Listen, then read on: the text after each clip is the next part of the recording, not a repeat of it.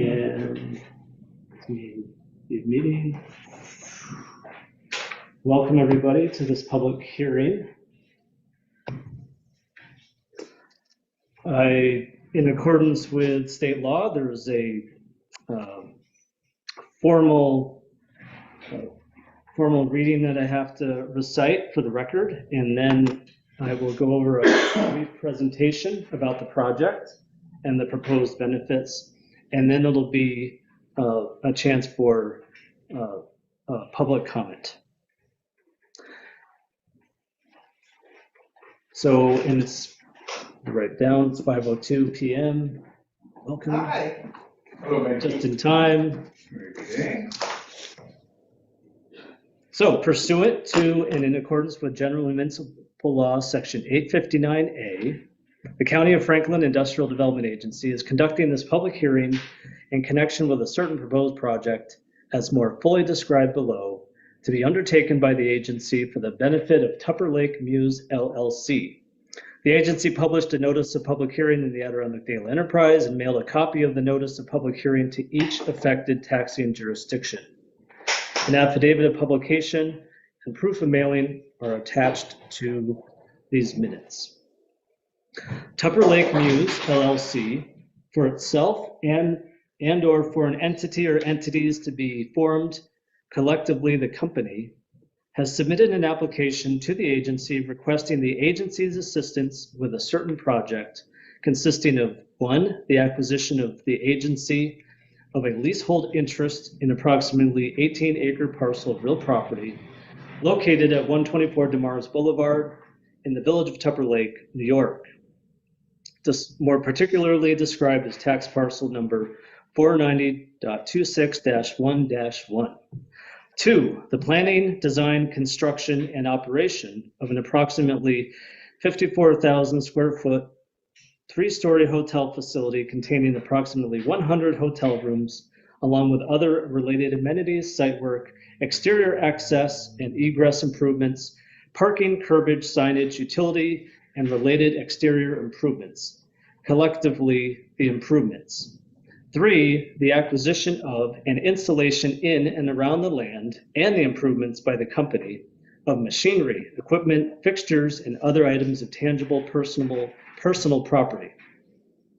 And 4, entering into a straight lease transaction pursuant to which the agency will retain a leasehold interest in the facility for a period of time and sublease such interest in the facility back to the company. It is contemplated that the agency will acquire a leasehold interest in the facility and lease the facility back to the company.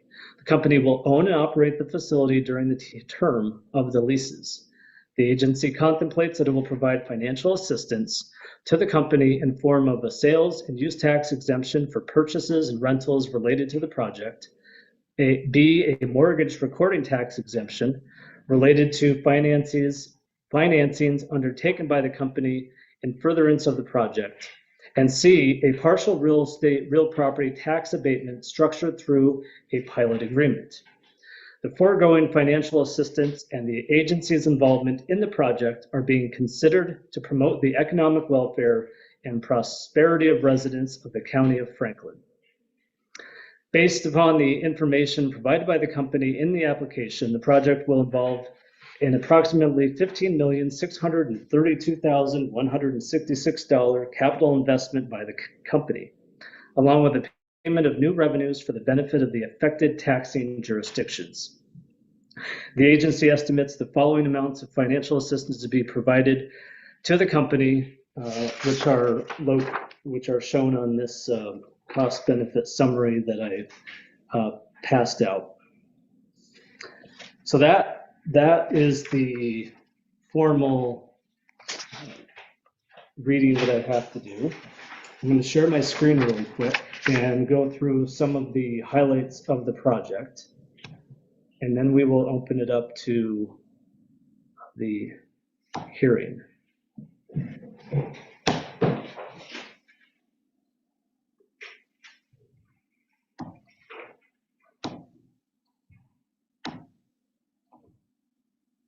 All right, let's get this there.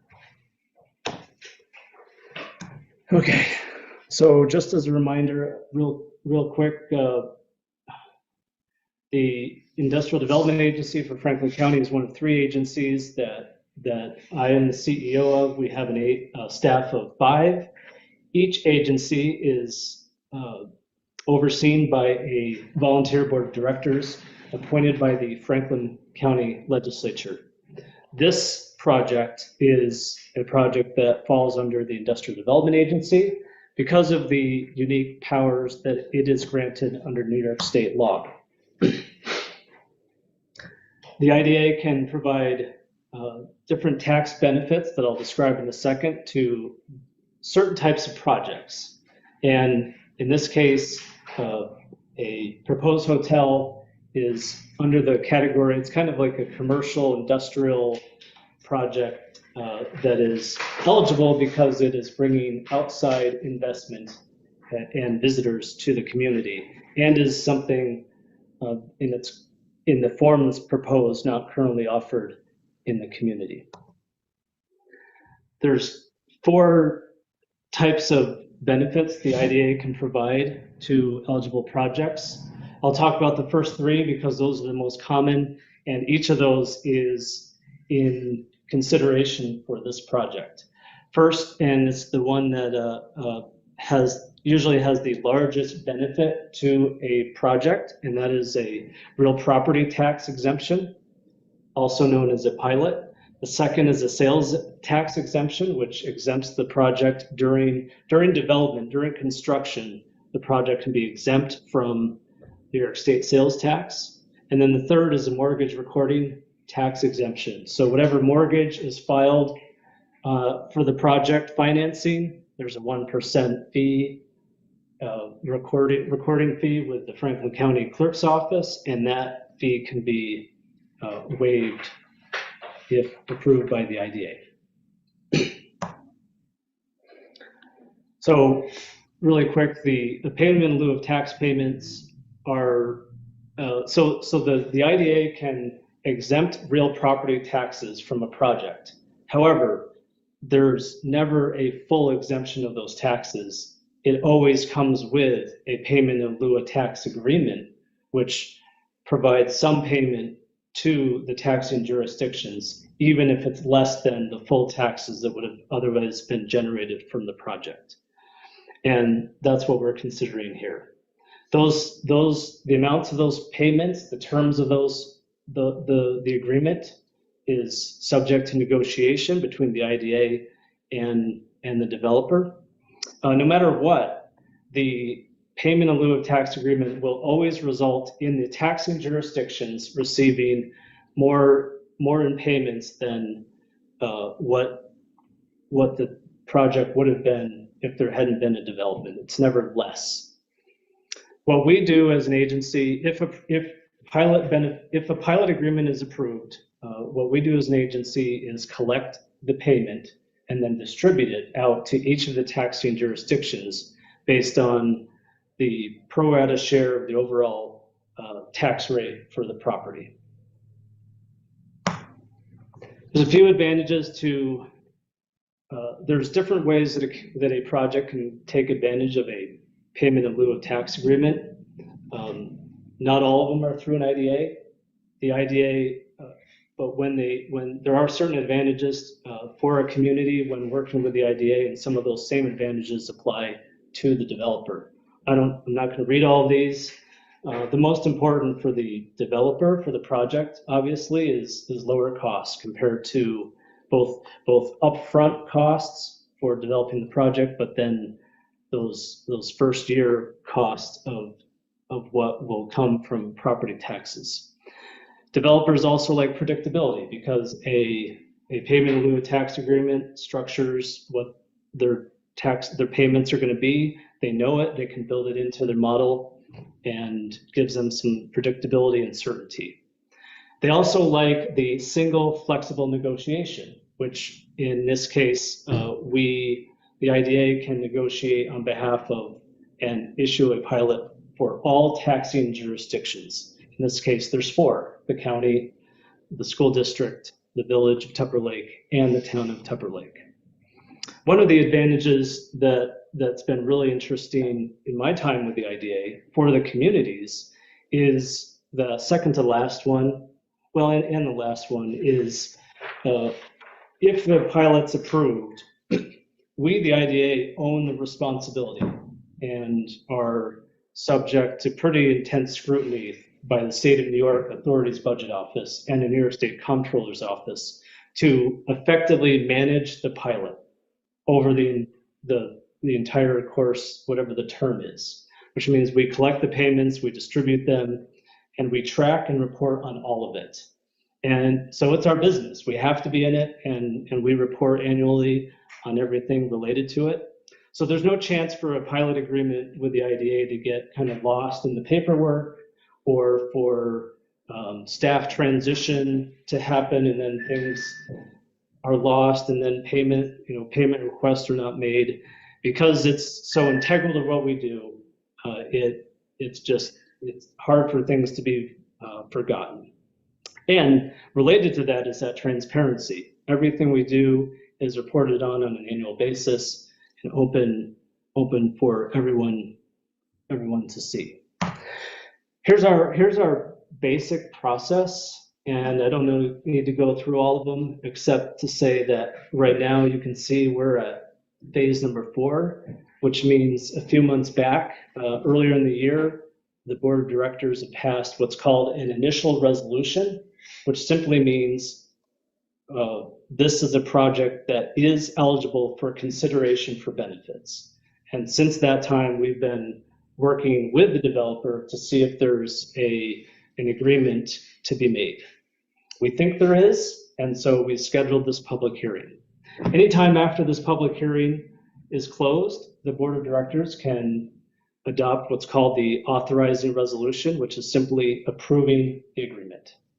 And then at some point, not unlike closing on a piece of property, there's the mounds of paperwork that have to be executed for the agreement to go to become real. Really quick, as you are all public officials or media, I think one of the things that I think is really important to get the word out about pilots is, and I think maybe this was the case in the olden days, I'm not sure, but the simple fact is there's no such thing as a pilot the IDA does where, like I said, pilot payments are less than what the property generates in taxes today. And we'll go through that in a second. It's always more. So there's the base value to calculate the pilot. There's the base value, which is what's the assessed value today and what are the taxes being generated for that project. And then the negotiation refers to the added value. So what's the added value from the development? And let's talk about what the payment should be for that. So there's always 2 parts to the pilot to get the total pilot payment. And we'll go over that in a second. So we all know a little bit about this project. I read a little bit about it, but it is a 100-room flagged hotel right next door, which is part of the reason we chose to do it here, this public hearing on an existing old industrial site pad right on DeMars Boulevard. I put 18,000 feet of construction. I think it's, well, the hearing notice said it's more than that, but it's a 3-story building, and the total investment is, I think that number's not right. It's the number I gave you, 15,632,000. The number of full-time equivalent jobs proposed by the company is accurate. That's 23. And here's some of the highlights. This is the total estimated assistance or the exemption that would come from the agreement as proposed. A real estate tax exemption of $2.8 million, mortgage tax exemption of $90, and the sales tax exemption of $692,000. These are estimates. There's a lot of variables in this. Real estate tax exemption is variable based on tax rates and assessed value. Mortgage tax is based on what the mortgage actually is that's filed, and sales tax is an estimate, and we'll know what the actual is once the company undertakes the project and reports back on what was actually exempted. So these are all estimates. And then the bottom is the total estimated pilot payments over the term of a 15-year project, which is $658,000. I've got another slide that shows a little bit more about that. So the proposed term is 15 years, and you all have a schedule that breaks this down in more detail, but it starts with a 97% exemption and then steps down over time until year 15, when it's a 25% exemption. And then at year 16, there would no longer be an agreement and no longer an exemption, and the project would pay whatever the full taxable value is at that time. Some of the economic benefits that we calculated for the project is a total of 91 construction jobs during the course of construction, with direct and indirect payroll estimated for a total of $23 million. There's the permanent jobs from the project at 23, indirect jobs at 6 million, for a total of 29, with a total payroll over 15 years of $23.4 million. Just some more numbers that I wanted to just mention. They've estimated that their occupancy, we've already talked about other revenues, but occupancy tax revenue at $3 million over the course of 15 years. There's that payroll number again. And the project will obviously use the village electric utility and water sewer utilities, and there will be revenues to those departments as well. This all culminates in we care less about the state, right? Let's be honest about it, but we culminates in an 11-to-1 cost benefit ratio for the local community. And when I say local, I mean village, town, school district, county. So that's what I mean by local.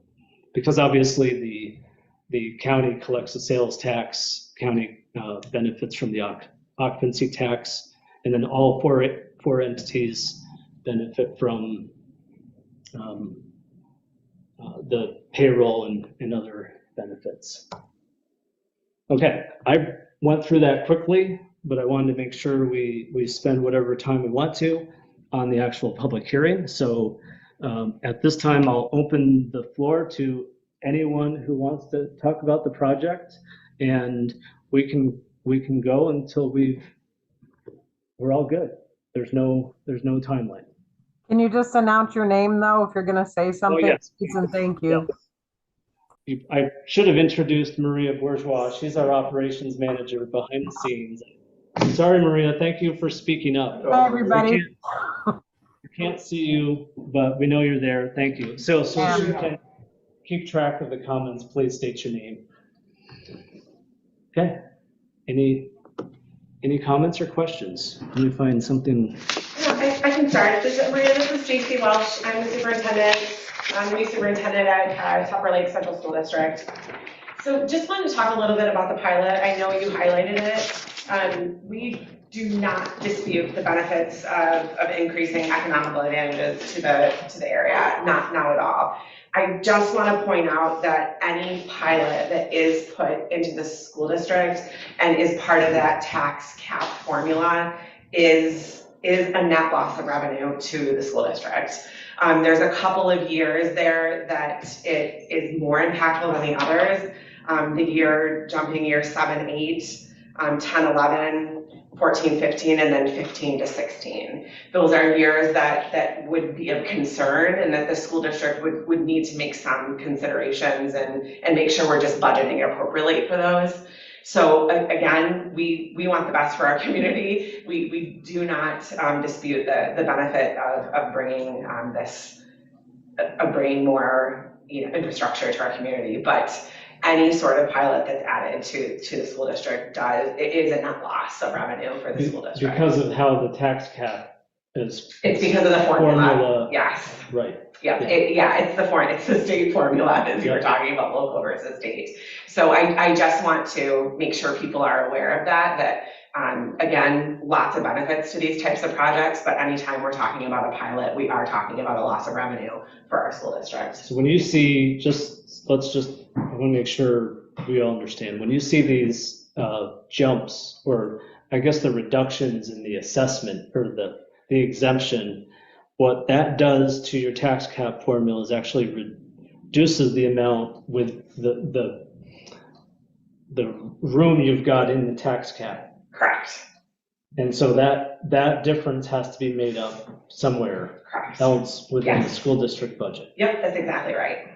Yep. And then the last year is actually the toughest year when we go from year 15 to 16, because it goes from the $200,000 pilot to zero. So what happens is that the absence of that pilot, it actually shows up as revenue source back to the levy. So it puts us in year 2041, where we're looking at almost a 4% impact on the school district. So that's, again, it's just something that we need to weigh and understand, and just want to make sure we're in the conversation. So let me ask you a question. So if more people move to Tupper and the assessment go up, does it still have a negative impact? Not necessarily. This is taking nothing else into consideration except for the pilot. So we would have to figure that we're hoping that this brings in how much? X amount of, like, hands down, $1 million worth of new assessment? So that's what we got to assume, right? I mean, we got to try to say that we're doing this pilot and we're assuming that it's going to help us. I know, absolutely. Right. I agree. No, that's what I'm saying. It's still, if it does that, right, then it's not going to have a negative impact on the school. Correct, and there's no way to predict that part. No, right? I know. We can predict the payments, Right. but there's no way to There's predict no that. way to predict that. So Absolutely. Again, we're for industry. We're for all of that. This is not Tupper Lake School District is not alone with this. No. Absolutely. Every school district in a pilot. I came from a district, the TI Bridge is a pilot, and they struggle with that as well. Is in the tax cap formula. And unfortunately, the state ties our hands with that formula. Yeah. And we just don't have any way I just wanted to make sure that, if it's like, it doesn't matter if you get more people, that's still going to affect you. Then I'm like, oh, we never took that into consideration. Yeah. Well, go ahead. Yeah, Melissa McManus, Rouse's Point, New York. For the Franklin County IDA, just a wish that continued advocacy goes on in terms of this unintended consequence of the tax cap on school districts. It is something that has been faced across the state since the tax cap was imposed. It is a problem in every single taxing jurisdiction when pilots are set down. It's a structural problem beyond giving up revenue. And it's counterintuitive as the percentage goes down, the impact is worse. So there's more revenue, but more of a problem. And we had a conversation earlier today about small municipalities and how much local officials and school boards have to deal with in addressing situations that they did not create, but have to have really Herculean efforts to try to deal with the changes that have happened. It would be great if this is addressed at the legislative level so that this problem no longer arises every time we'd like to celebrate a great economic development event. Thank you for allowing me to get on my soapbox. I will now leave my soapbox.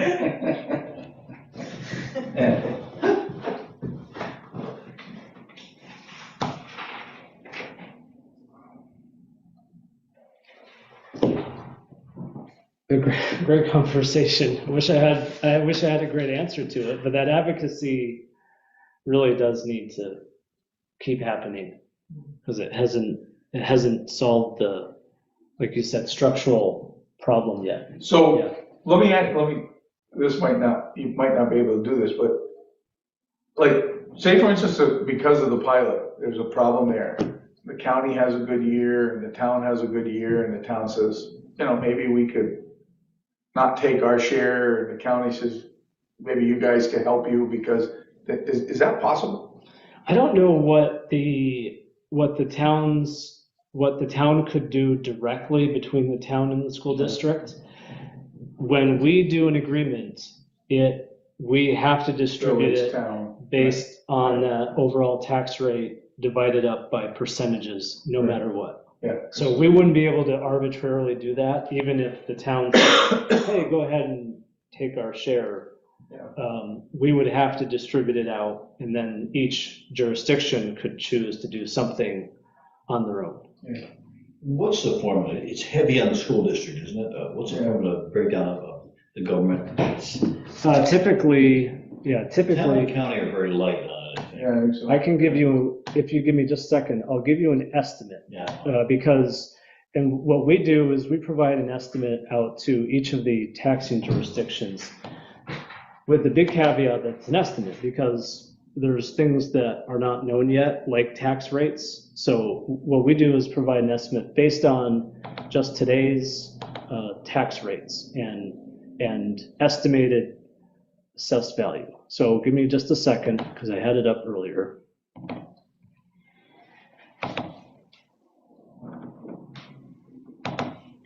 Can I jump in real quick? Yes. So our financial advisor actually took the payment plan and made some school district estimates for us. So overall, in the course of the project, the school district would lose about $15,000 of revenue, which Would get or would lose. Over with 15 years or per year? No, over the duration of the year, depending on the other aspects, Right, right? Like we gotcha. don't have some of those numbers. Right. Per year, if everything were to stay the same, it varies from $1,000 to $5,000 depending on what's going on. So again, the first 10 years of the pilot, the impact on the school is minimal. Right. It's 2036 and beyond where you're seeing the doubling of numbers, the $25,000 jumping to 50,000, jumping to 100 to 200 and then zero. Like those are the years that the school district is going to be significantly impacted by it, just because those numbers shift more than the previous years. because of the tax cap. Correct. And it then limits our ability to go to a tax cap because we don't know what type of years we're gonna have. We don't know about the state aid formulas. We don't know. And again, you said it perfectly. This isn't a local issue. This is a state issue. Like it's so frustrating because these formulas are given to us and then we just have to figure it out. Yeah. Well, really glad you're here sharing the school district's perspective on the project. Dan, and again, these are estimates. If the project was constructed and the agreement started today using today's tax rates, the village of Tupper Lake and school district will both receive about 39% of the entire pilot payment. The town of Tupper Lake would be about 8% and Franklin County would be 12.5%. Yeah, that's what I thought. Yes. So could I just ask a quick clarification? And I actually read this, I'm so sorry, I read this diagram wrong. It's not $15,000. It would be $15,000 in the year 2040. So that year alone, it would be $15,000. So the years before it, like the year 2039, would be an $11,000 revenue loss. I apologize, I just looked at this and panicked. So like we're looking at the first couple of years under a couple grand.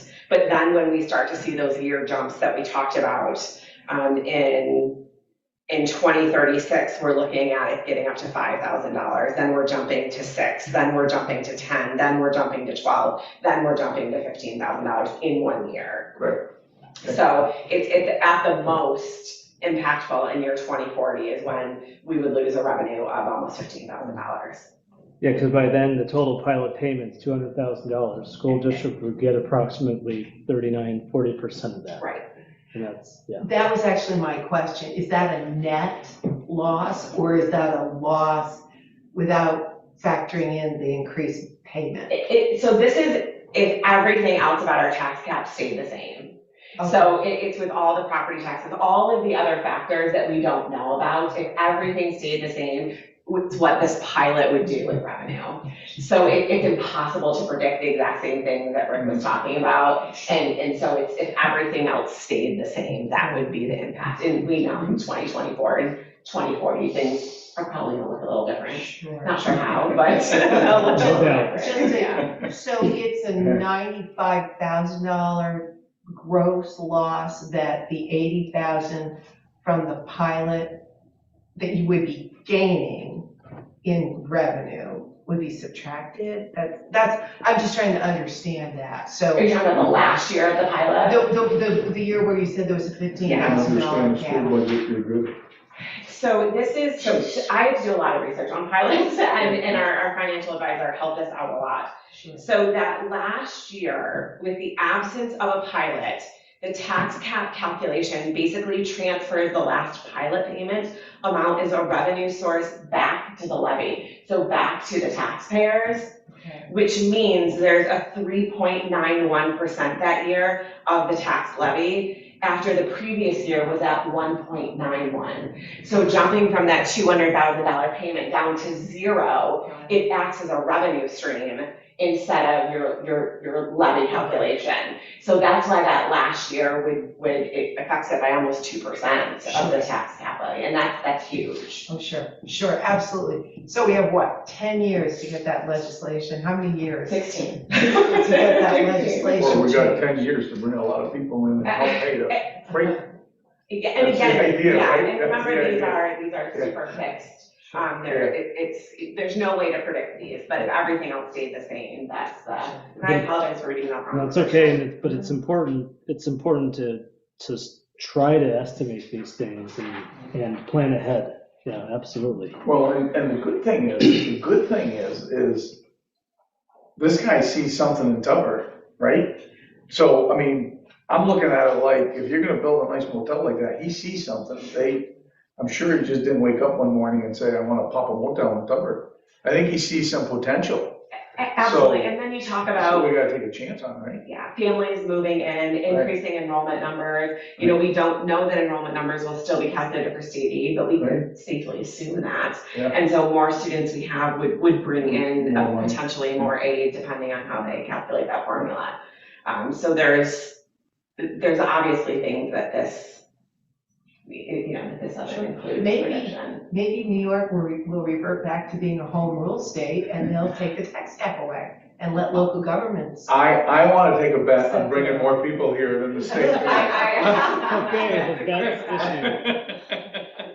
I think we better do it ourselves because. But we can keep trying, Melissa, we'll keep hammering those guys.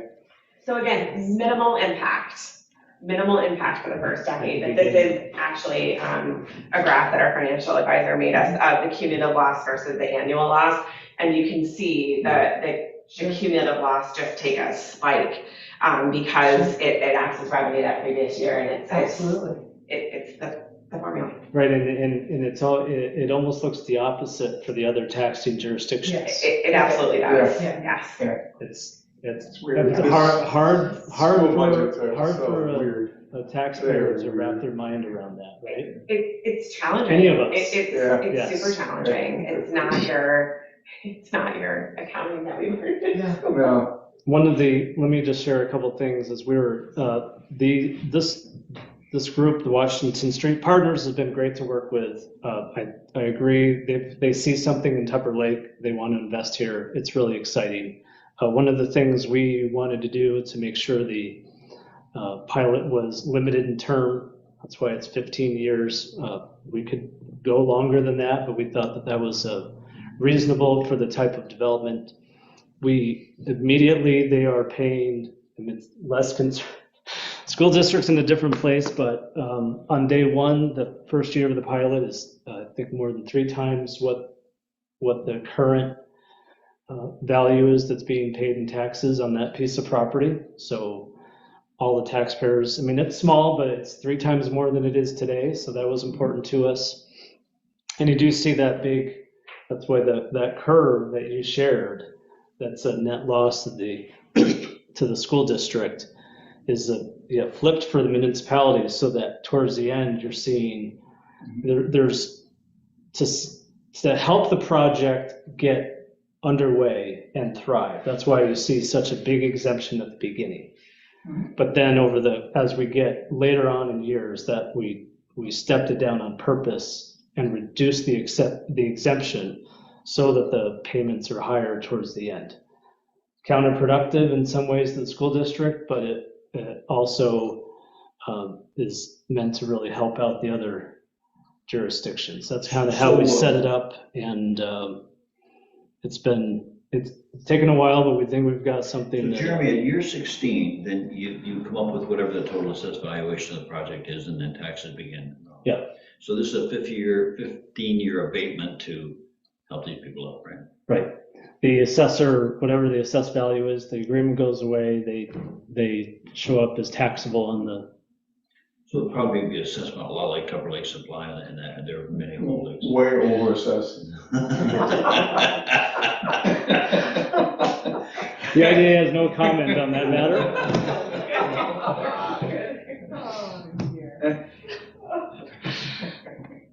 And again, the school district isn't against this at all. We want things to bring in new students. We want things to increase our enrollment. We want good things for this community. But I think we just have to talk about the implications of what this means for the tax levy cap. And we just have to talk about it. It doesn't necessarily make it not a good project, but I think we have to be in the conversation. Exactly. So JC, in the 15th year, the total payments jump up to $200,000. So why, again, maybe you could explain to me, why again does that mess with the tax cap? Because when it goes from that high of amount to 0, what happens in the formula is the last pilot payment amount is revenue that sources back to the levy, or back to the taxpayers essentially. So the result is a 3.91% increase in the levy after the previous year was 1.91. So it ends up hurting the school's ability to then levy taxes. Sure. Ironically, because the benefit was so big the year before. Correct. It's just because that money got put back that the hotel paid, that's what's hurting you. It's accounting. And it's 1 year, right? It is 1 year, it's year 16. It's not like this would happen year over year over year, but it is something in 16 years that the school board and the budget committee, they're going to have to seriously take that into consideration and make sure they're planning for that. Right. And that's why we have a long-term financial planner, because we know this, and we need to plan for these types of infrastructure. It's tough when they're giving you more money and it hurts you. Only the state of New York. Depends on the state of New York. You're making money, so we're gonna hurt you bad. And I think it's important to note that any pilot is a revenue loss for a school district. However, the revenue loss weighed on the impact of the community, whether increased enrollment, increased population, all of those things have to be put into consideration. And I can't put a number on those other things. I can put a number on this. So Jeremy, you gotta promise us that those 91 people that come to work for that hotel all buy a piece of property and start paying taxes. Can you do that? That's the next goal, yes. Let's all work on that. They can discover Tupper Lake and buy a home here. Exactly. That's the idea, right? Any other questions or comments?